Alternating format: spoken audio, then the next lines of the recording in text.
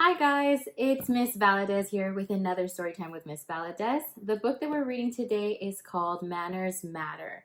It's one of my favorites because it shows that it's really important for us to be polite. So let's go ahead and get started with our story for today. Manners Matter by Marc Brown.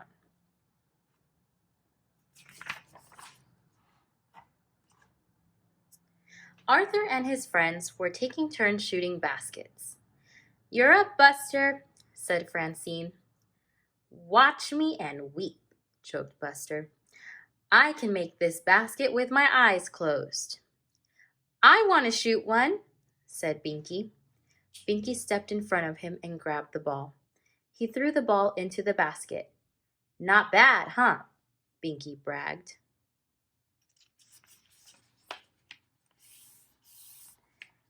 "Binky Barnes, that was totally rude," said Muffy. "It was Buster's turn," sniffed Prunella, "and I was after him." "Some people just have no manners," said Francine. "Who needs manners?" Binky said. "I get what I want without them." Then Binky walked away, whistling.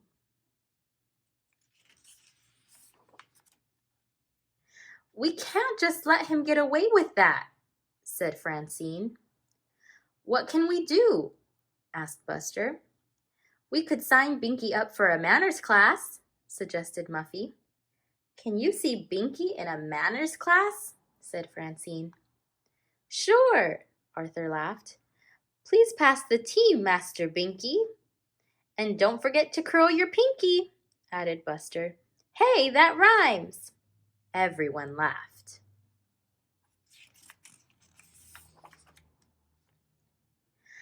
"I think Muffy might be onto something," the brain said.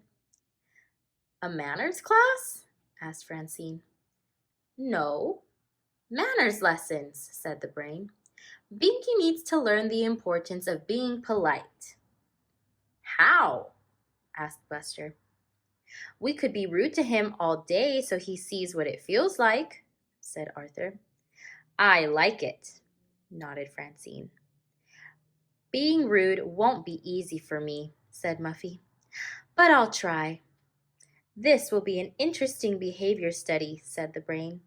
"I hope it works," said Buster. Later, Arthur and Buster and Binky downtown watching a street performer. Arthur and Buster pushed their way in front of Binky. Then Buster put on his cowboy hat. "Hey," said Binky, "I can't see." "Guess you'd better move then," said Buster. "I was here first," insisted Binky.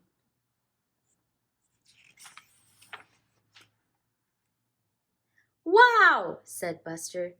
"That guy just ate fire." "Incredible," said Arthur.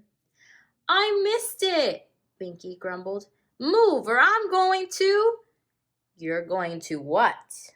asked Mr. Ratburn, Binky's teacher. "Nothing, Mr. Ratburn, sir," Binky sputtered. "I didn't see you there." "I was having a nice time until you guys came along," said Binky. Then he stomped away.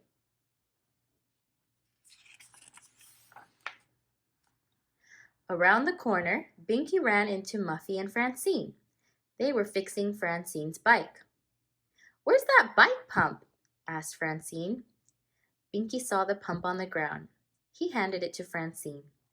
Francine grabbed the pump from Binky and blew up her tire. "Okay, Muffy, all set," said Francine. "Isn't there something you want to say to me?" asked Binky. "Yeah," answered Muffy. "Move."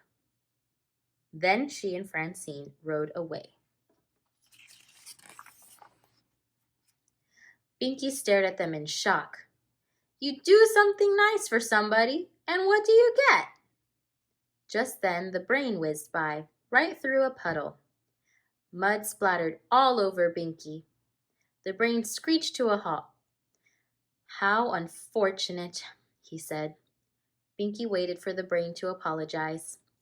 Fascinating abstract pattern, said the brain as he rode away.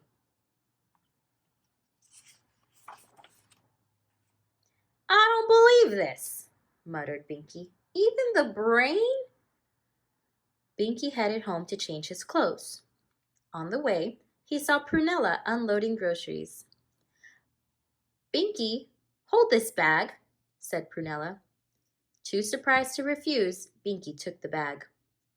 Prunella closed the car door and grabbed the bag. She walked into her house without another word. Hasn't anyone ever heard of please or thank you? Said Binky.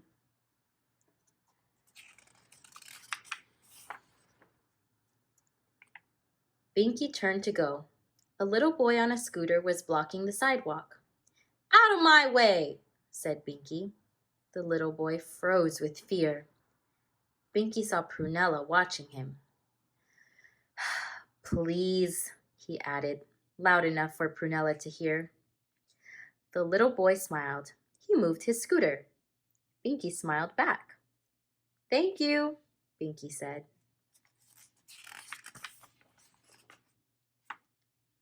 The next day at the grocery store, Binky accidentally bumped into a lady. Excuse me, he said. The lady smiled. It's such a pleasure to meet a polite young man like you, she said. Binky blushed. Some kids today don't even know what manners are, the lady said.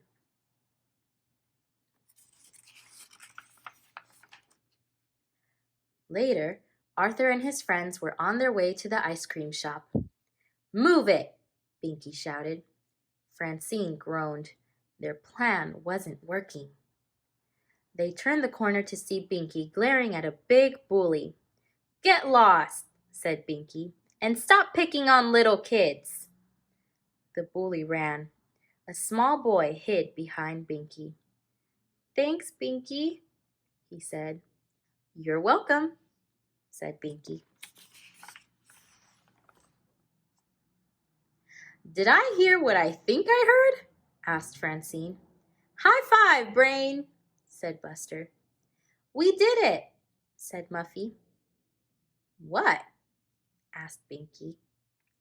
Oh, nothing, said Arthur. Want to get some ice cream, Binky? Binky looked suspicious. You've all been acting pretty weird lately, he said. Really? Said Arthur.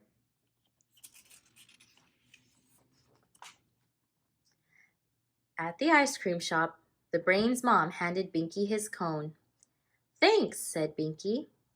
Brain's mom did a double take. You're welcome, Binky, she said, adding another scoop to his cone. Wow, said Binky, balancing his triple dip cone. This manners thing really works.